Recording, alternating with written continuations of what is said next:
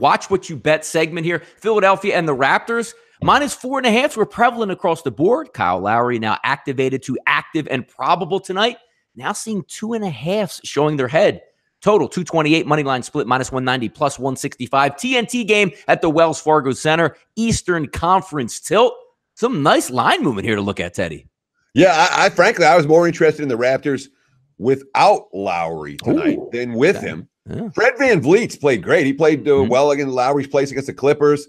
They're 8-4 without him this season, 11-3 without Kawhi Leonard this season, which speaks about the depth of this Raptors squad. Nick Nurse, quote, "I've coached a lot of teams either in Europe or in the minor leagues where pieces move. I've become quite used to coaching what I've been given on the day or week or the month. That's just kind of how I look at it." That's a bet on quote for Toronto when they're banged up, when they're not 100%, when the markets are overreacting.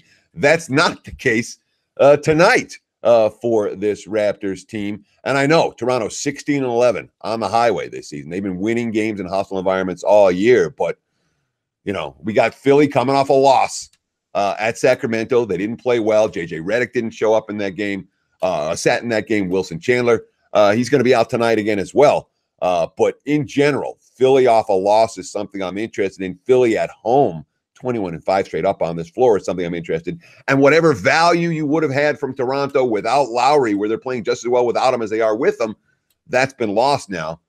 Money's coming to the Raptors. Philly or pass for this better. Should be interesting there. Kansas heads to the Octagon of Doom for this Big 12 battle here. Teddy just talked about a few moments on our segment of line movers. The one thing that we do like to keep an eye on here, Teddy, is when you think of Kansas, like, ooh, dominant in the Big 12. We understand that. But, times change, and you just can't go with what usually got you there. And if we're taking a look at Kansas away from Fog Allen, Teddy, money burner alert, 0-5-1 against the spread. And the Jayhawks as an underdog this year, 0-3 against the spread. So certainly not putting you in a great spot or situation in this one. Kansas State at home getting the money here. What are we looking at for this tilt? Well, the Wildcats haven't lost a Big 12 game since Dean Wade came back from his foot injury. That was early January. Remember, they had some early season struggles. Their star player was hurt, and they didn't play well. I'll just leave it at that. That was then. This is now. Now, obviously, K-State did lose a game, really poorly played game at Texas A&M in College Station in that SEC Big 12 Challenge.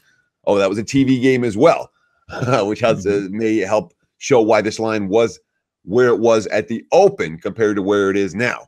But with the exception of that loss to the Aggies, they've been every bit as good, if not better, than Kansas for the last month. They really have.